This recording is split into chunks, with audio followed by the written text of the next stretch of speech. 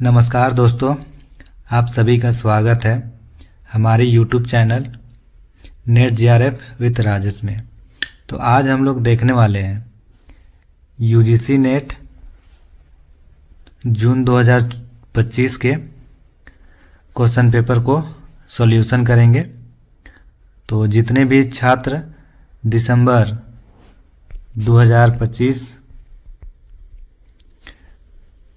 में जीआरएफ का टारगेट किए हैं, खास उन विद्यार्थियों के लिए इम्पोर्टेंट रहने वाला है। तो हमारे वीडियो में लास्ट तक बने रहें ताकि आपको अच्छे से समझ आ सके। तो चलिए वीडियो को स्टार्ट करते हैं। हमारा पहला क्वेश्चन है, सूची 1 के साथ सूची T2 का मिलान करना है। तो सूची 1 में पत्र पत्रिका के नाम और सूची 2 में प्रकाशन वर्ष। तो इसका जो राइट आंसर हो जाएगा वो हमारा ऑप्शन नंबर 1 हो जाएगा। तो चलिए इसको मिलान करते हैं। सोंगोम पत्रिका जो है वो 2011 में आया था और सरना फूल 1988 में। घरबंधु जो पहला पत्रिका है, सबसे पहला पत्रिका जो है घरबंधु 1880 में। और सोशल जनरल जो है 1918 ईस्वी में आया था।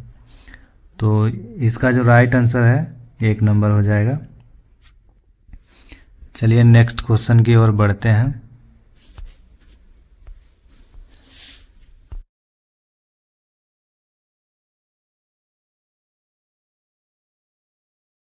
हमारा अगला क्वेश्चन है, निम्नलिखित भक्ति काव्य के ग्रंथों को उसके कालक्रम में सजाएं।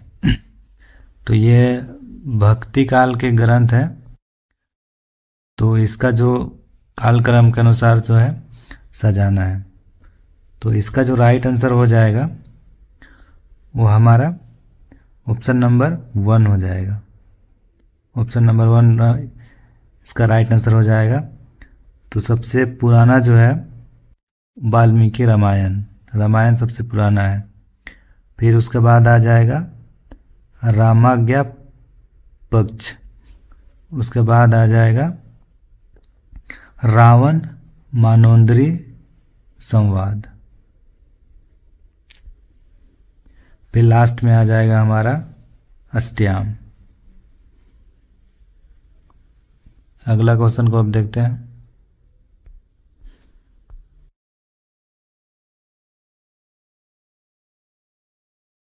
हो भाषा का व्याकरण और शब्दकोश को प्रकाशन वर्ष के अनुसार सजाएं। तो ये हो भाषा का जो व्याकरण है तो इसका प्रकाशित वर्ष के साथ सजाना है, यानी सबसे पहले से नया। तो इसका जो राइट आंसर हो जाएगा वो हमारा ऑप्शन नंबर 3 हो जाएगा। तो grammar of the Kol language ये आया था 1905 में। और हो ग्रामर एंड वोकेबुलरी जेडिनी के द्वारा लिखा गया था। ये 1975 में आया था। और लियोनो बारो का जो लिखा गया हो ग्रामर एंड वोकेबुलरी, तो इसका जो आया था 1915 में। चलिए अब अगला क्वेश्चन को देखते हैं।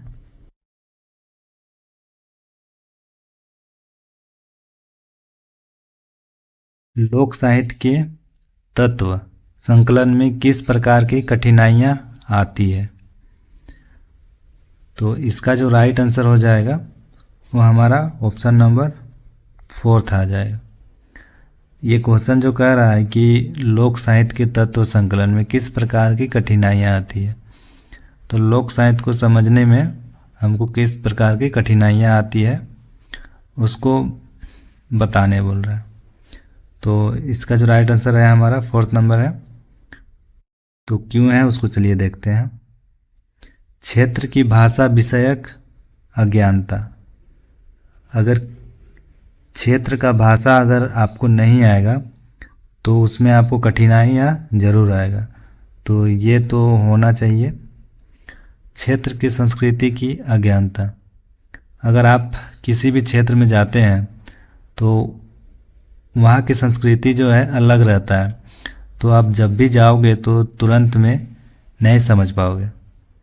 वहाँ पे कुछ वक्त रहने के बाद भी समझ में आता है। तो ये भी हो जाएगा, बी नंबर तो होना ही चाहिए। क्षेत्र के नागरिकों से अच्छा संबंध। अगर अच्छा संबंध रहेगा तो कोई कठिनाइयाँ तो नहीं आएगा, तो ये तो नहीं होना चाहिए।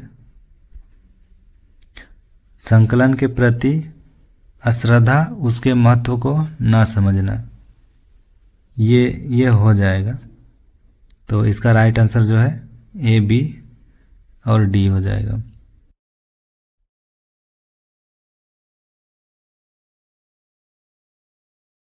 सिलागाई नामक गांव किस नदी के निकट स्थित है?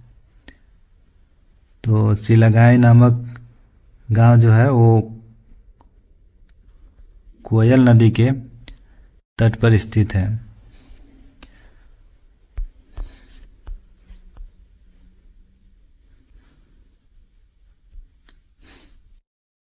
सूची 1 के साथ सूची 2 का मिलान करना है। तो सूची 1 में जो दिया गया है आभूषण का नाम, और सूची 2 में धारण करने वाले शरीर के अंग दिए गए हैं। तो इसका जो राइट आंसर हो जाएगा वो हमारा 4th नंबर हो जाएगा। तो चलिए देखते हैं इसको।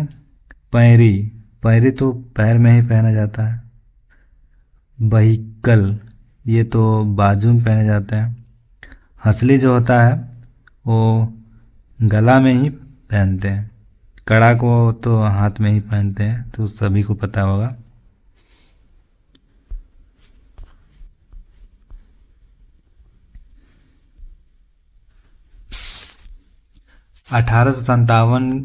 ईस्वी के आंदोलन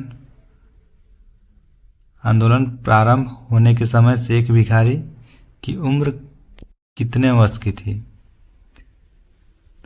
तो 1857 जब क्रांति चल रहा था उस समय शेख भिखारी का उम्र कितनी थी, इसको पूछा गया।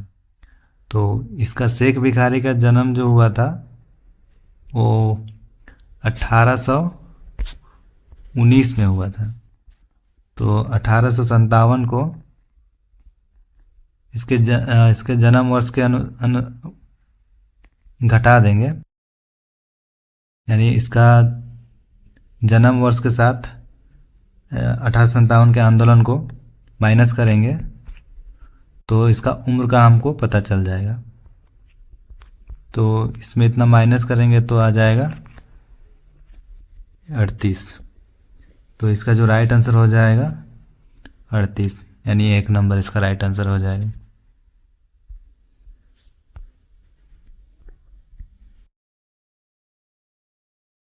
उपमा अलंकार की परिभाषा। इसमें उपमा अलंकार की परिभाषा पूछ दिया है। तो इसका जो राइट आंसर है वो हमारा ऑप्शन नंबर 2 है।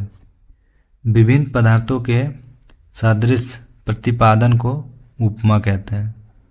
तो इसको आप लोग एक बार देख लीजिएगा।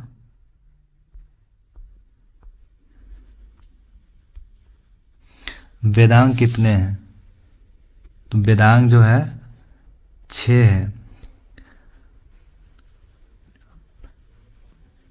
वेदांग 6 है। कल्प, शिक्षा, व्याकरण, निरुक्त, छंद और ज्योतिष, ये 6 तरह का वेदांग है।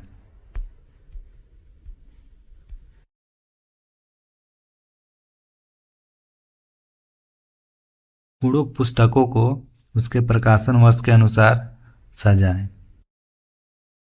तो इसका जो राइट आंसर हो जाएगा वो ऑप्शन नंबर 2 हो जाएगा।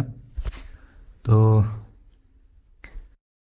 कुड़ुक चुरकी लहरें जो है वो 1984 ईस्वी में प्रकाशित हुआ था। और नमे एड़पा जो है 1987 में आया था। और कुड़ुक ग्रामर जो है वो 1818 में प्रकाशित हुआ था। तो इसके अनुसार हो जाएगा, ये पहले आ जाएगा, फिर उसके बाद डी नंबर आ जाएगा, फिर थर्ड में ये आ जाएगा, और लास्ट में आ जाएगा नमे एड़पा।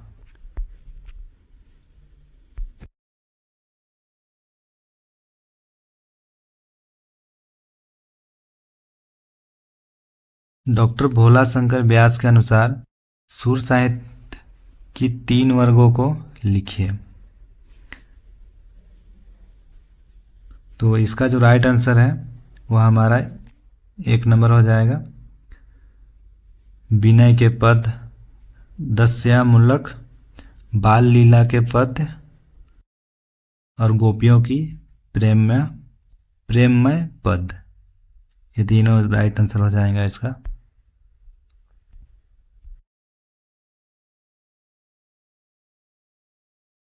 निम्नलिखित झारखंड में जनसंचार के अन्य पारंपरिक माध्यम कौन कौन से हैं? तो आपसी जो बातचीत होता है उसी को जनसंचार कहा जाता है। तो इसमें जो है पारंपरिक जनसंचार के पूछ दिया है। तो इसका जो राइट आंसर हो जाएगा वो हमारा 1 नंबर हो जाएगा। हकवा और डहुरा फेरना ये पारंपरिक है। जतरा मेला ये पारंपरिक है। बाजार ये भी पारंपरिक है। विद्यालय तो पारंपरिक नहीं है। तो इसका राइट आंसर 1 नंबर है।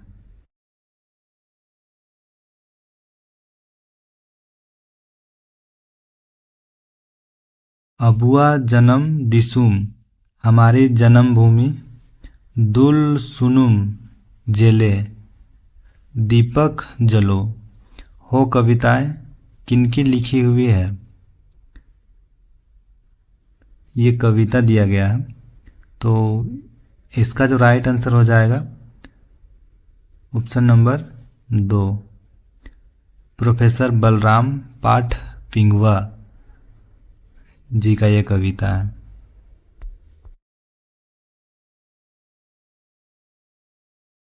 श्रीनिवास पानूरी की खोटा के 3 पुस्तक निम्नलिखित में से कौन कौन से हैं? खोटा भाषा के प्रमुख साहित्यकार है श्रीनिवास पानूरी जी।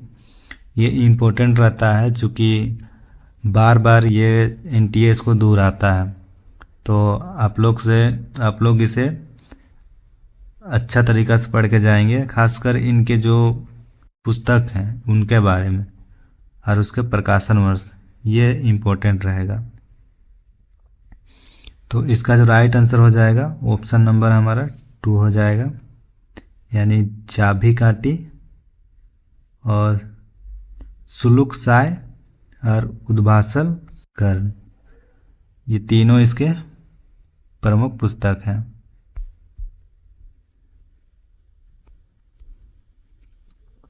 फाल्गुन मालती मुर्मू द्वारा संपादित भुवनेश्वर उड़ीसा से कौन लिपि में मासिक समाचार पत्र प्रकाशित हुई है? तो वो हो जाएगा ओल चिकी को ही प्रकाशित किया गया था।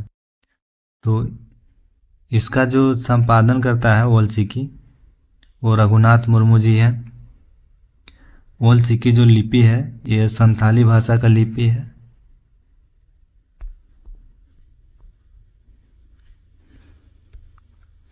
उरांव राजा का प्रशासनिक केंद्र कौन था? तो उरांव लोग को माना जाता है ये रोहतासगढ़ होते हुए झारखंड की ओर आए हैं। तो इसका जो राइट आंसर हो जाएगा रोहतासगढ़, ऑप्शन नंबर 1 हो जाएगा।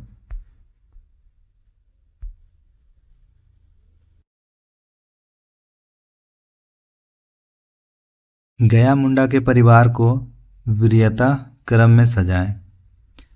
तो गया मुंडा का परिवार को उसके जन्म के अनुसार सजाना है, यानी पहले कौन आया था, मतलब कौन जन्म हुआ था।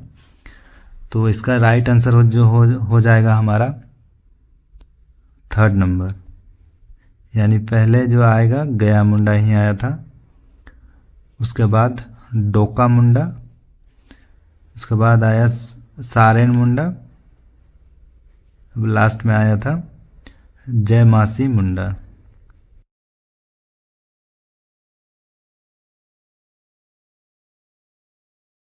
सूची 1 के साथ सूची 2 का मिलान करना है।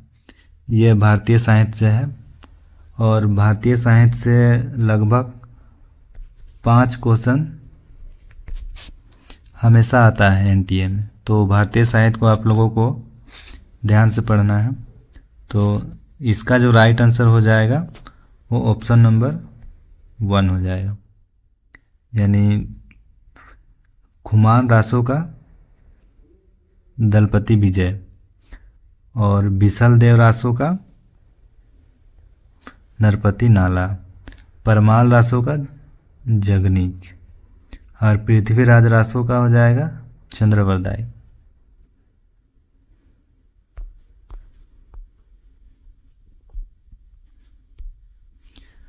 अगला क्वेश्चन है सूची 1 के साथ सूची 2 का मिलान करना है।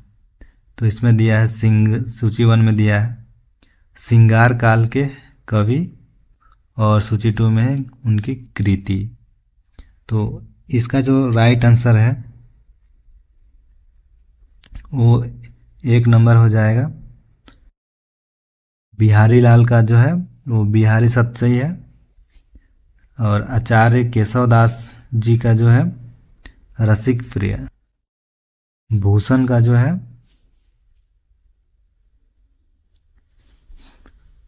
छत्रसाल दशक, भूषण जी का छत्रसाल दशक।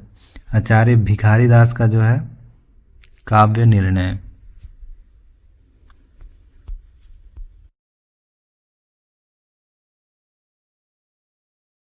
हमारा 70 नंबर क्वेश्चन है सूची 1 के साथ सूची 2 का मिलान करना है। इसमें पुस्तक का नाम दिया गया है और कौन सी भाषा की है उसको दिया गया है। तो इसका जो राइट आंसर हो जाएगा वो हमारा 2 नंबर हो जाएगा। ज्वार, ज्वार जो है वो भाषा का है। और खेखाड़ वीर, खेखाड़ वीर जो है वो संथाली भाषा का है। सोंध माटी खोटा का है। सोंध माटी जो पुस्तक है उसको विनोद कुमार ने लिखा है, ये भी इम्पोर्टेंट है, बहुत बार पूछा गया है। कपिल मंगल कुरमाली भाषा का है।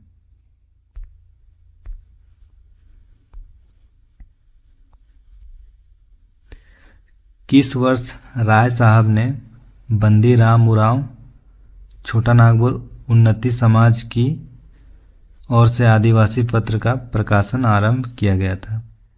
तो इसका जो राइट आंसर है 1915 में बाबू बंदी राम उरांव द्वारा छोटा नागपुर उन्नति समाज की आदिवासी पत्र का प्रकाशन आरंभ किया था।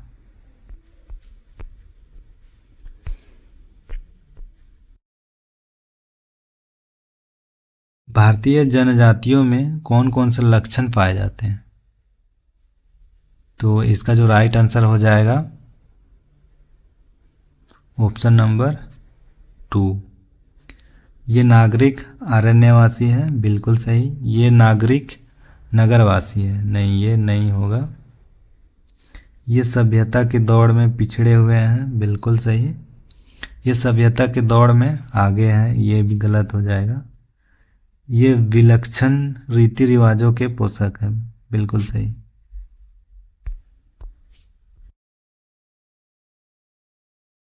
निम्नलिखित में से आदिम जनजातियों की पहचान करें।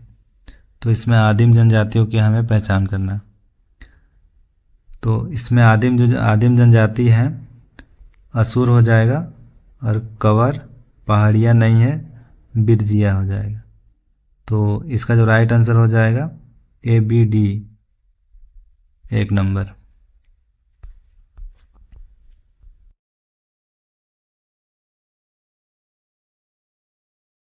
मुंडारी पुस्तकों को उसके प्रकाशन वर्ष के अनुसार सजाएं। तो इसका जो राइट आंसर हो जाएगा ऑप्शन नंबर हमारा 1 हो जाएगा।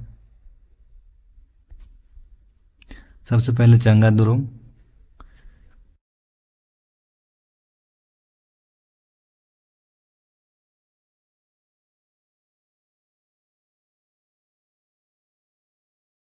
फिर हिसिर, शैलेज या हिसिर, ये डॉक्टर रामदयाल मुंडा जी का है।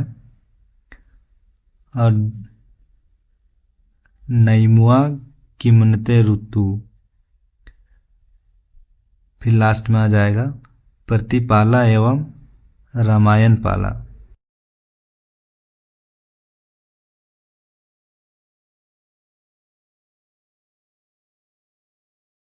निम्नलिखित आंदोलनों को वर्ष के अनुसार सजाएं। तो इसको इसके वर्ष के अनुसार सजाना है। तो बिरसा मुंडा का जो आंदोलन था वो 1899 से 1900 तक। और वीर बुद्धू का कोल विद्रोह जो हुआ था 1831 से 32। और हुल विद्रोह जो हुआ था वो 1855 में। और स्वतंत्रता संग्राम का सिपाही विद्रोह जो हुआ था 1857 में। तो इसका जो राइट आंसर हो जाएगा, सबसे पहले आ जाएगा हमारा वीर बुद्धू भगत, फिर उसके बाद आ जाएगा हुल विद्रोह, फिर उसके बाद आ जाएगा स्वतंत्रता संग्राम का सिपाही विद्रोह। तो इसका राइट आंसर हो जाएगा 2 नंबर। लास्ट में आ जाएगा बिरसा का आंदोलन।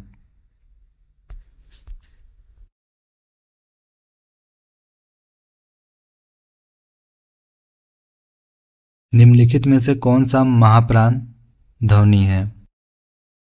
तो इसका जो राइट आंसर है वो ऑप्शन नंबर 2 है। महाप्राण ध्वनि पूछा है, तो महाप्राण ध्वनि है ख घ छ और झ ट ढ थ फ र, ये हो जाएगा। तो इसका राइट आंसर 2 नंबर है।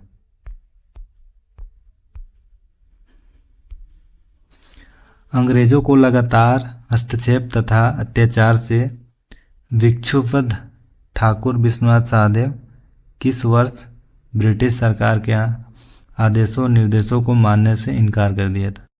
तो इसका राइट आंसर हो जाएगा 1855। जब इनकार किया था उसके बाद से ही 1857 की क्रांति आई थी।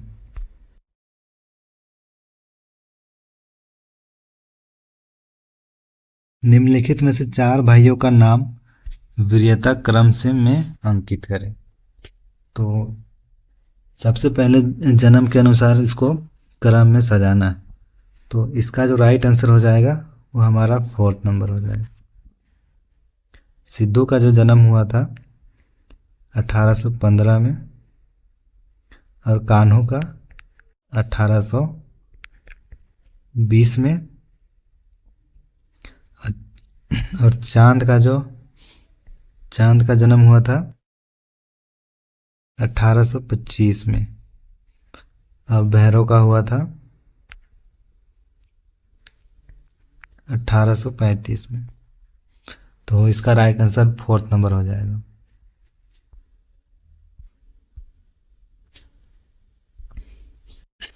अनाज संग्रह के 3 सामग्री निम्नलिखित में से कौन कौन है? तो अनाज संग्रह करने के लिए कौन कौन सी सामग्री है? तो इसका जो राइट आंसर हो जाएगा वो 3rd नंबर हो जाएगा, यानी डड़का हो जाएगा, कोठी हो जाएगा, फिर हटुआ हो जाएगा। वाल्मीकि रामायण कितने खंडों में विभक्त है?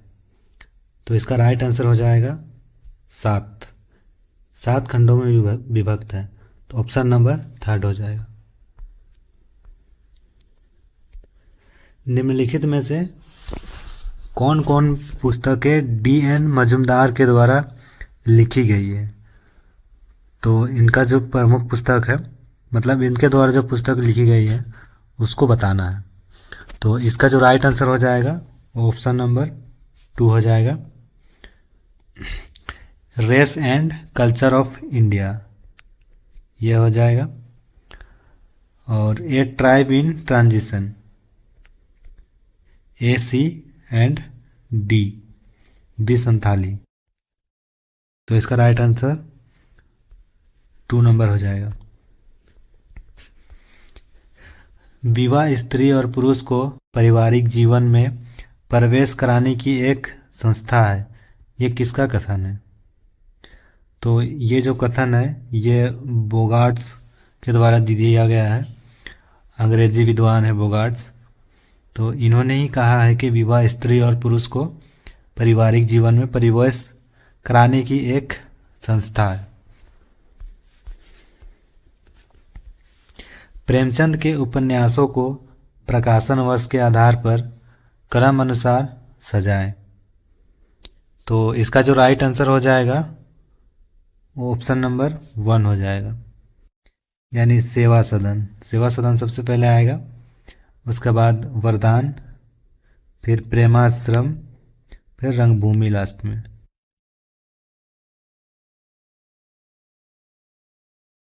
संस्कृति व्यक्ति की जैविक मानसिक आवश्यकताओं का साधन ना होकर संपूर्ण समाज के अस्तित्व की आवश्यकता पूर्ति का साधन है, यह किसका कथन है? ये जो कथन है वो ब्राउन ने दिया है। तो ऑप्शन नंबर 1 हो जाएगा इसका सही जवाब। आकाशवाणी का मूल अर्थ देववाणी या आकाश से होने वाली वाणी है, किंतु अब इसका प्रयोग ऑल इंडिया रेडियो के लिए होता है। तो ये किसका उदाहरण है? तो ये जो है अर्थ परिवर्तन के उदाहरण है। पहले जो आकाशवाणी का मूल अर्थ था वो देववाणी था, लेकिन अब हो गया है ऑल इंडिया रेडियो के लिए आकाशवाणी का इस्तेमाल किया जाता है। तो अर्थ परिवर्तन हो गया है।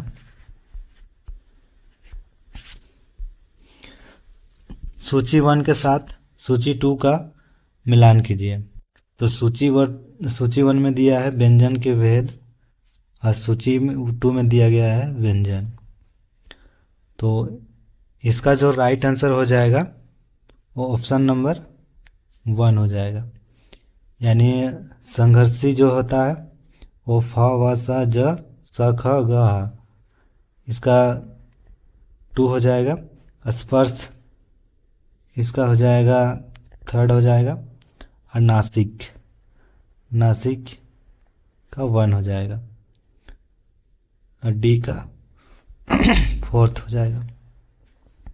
इसका राइट आंसर ऑप्शन नंबर 1 हो जाएगा।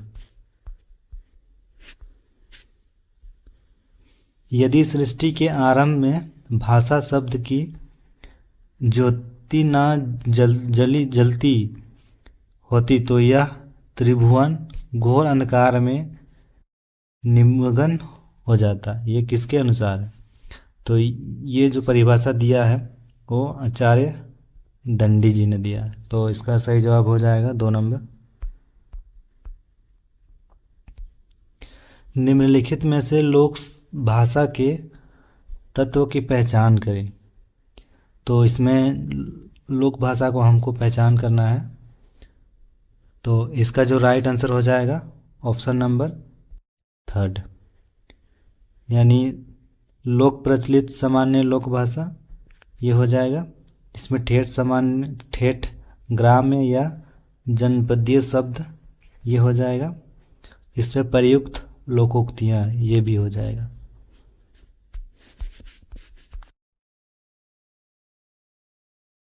डॉक्टर विद्या चौहान ने लोक साहित्य का निम्न प्रकार में वर्गीकृत किया है।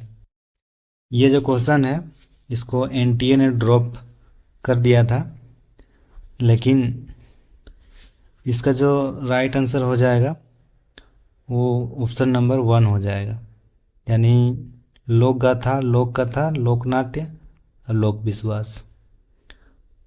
इसी को वर्गीकृत किया है, लोकगीतों को वर्गीकृत नहीं किया है विद्या चौहान जी ने।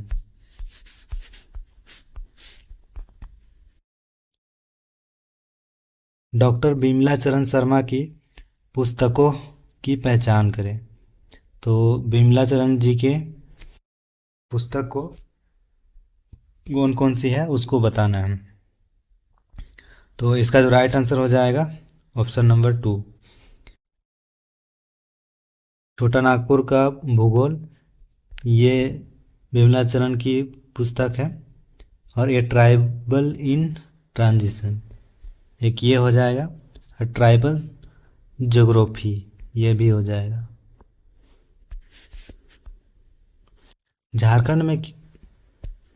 झारखंड में कितने प्रकार की घास पाई जाती है। तो झारखंड में 200 से अधिक पाई जाती है। इसका राइट आंसर 1 नंबर हो जाएगा। झारखंड में निम्नलिखित आंदोलनों को प्रथम से द्वितीय, तृतीय और चतुर्थ क्रम में सजाएं। तो इसका जो राइट आंसर हो जाएगा ऑप्शन नंबर 2, यानी सबसे पहले किसान आंदोलन, फिर उसके बाद तिलका आंदोलन, फिर उसके बाद चुआड़ आंदोलन, फिर भूकन सिंह का चेरो आंदोलन।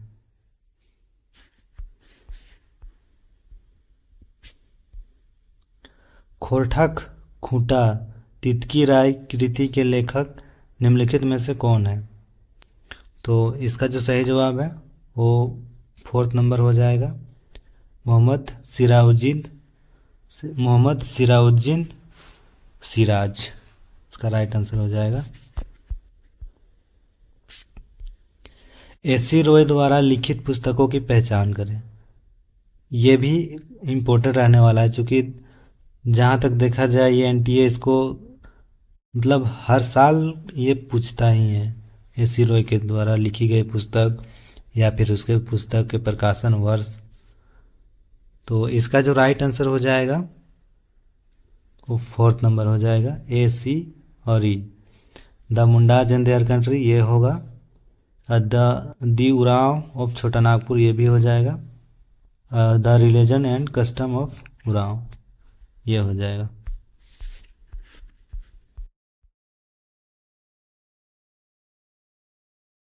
संविधान में आदिवासियों को किस नाम से उल्लेखित किया गया है। एनटीए द्वारा ये फ्री का क्वेश्चन है, मतलब फ्री का मार्क्स है। अनुसूचित जनजाति इसका राइट आंसर। निम्नलिखित में से पुरुषों के जन्म तिथि के वर्ष अनुसार सजाएं। तो इसका जो राइट आंसर हो जाएगा वो 4th नंबर हो जाएगा, यानी पहले आएगा तिलका मांझी। तो तिलका मांझी का जो जन्म हुआ था 11 फरवरी 1750 में सबसे पहले इसका हुआ था। उसके बाद वीर बुधु भगत का हुआ था 1792 में।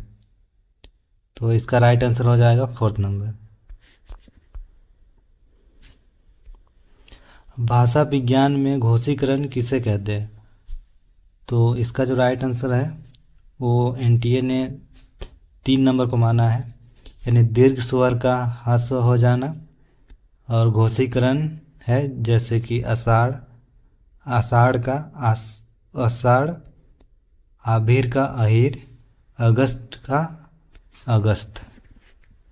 तो इसका राइट आंसर 3rd नंबर हो जाएगा। खुड़ी रुगड़ा कहानी संग्रह में कुल कितने कहानी संकलित है।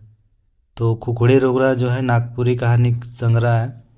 ये डॉक्टर गिरधारी राम गोंजू के द्वारा लिखा गया है। तो इसमें जो कहानियाँ हैं वो टोटल 16 है। इसका राइट आंसर 1 नंबर हो जाएगा। लोक साहित्य में बोली या भाषागत अभिव्यक्ति निम्नलिखित में से कौन कौन है। तो इसका जो राइट आंसर है वो 2 नंबर हो जाएगा। आदिम मानस के अवशेष उपलब्ध हो, ये सही हो जाएगा।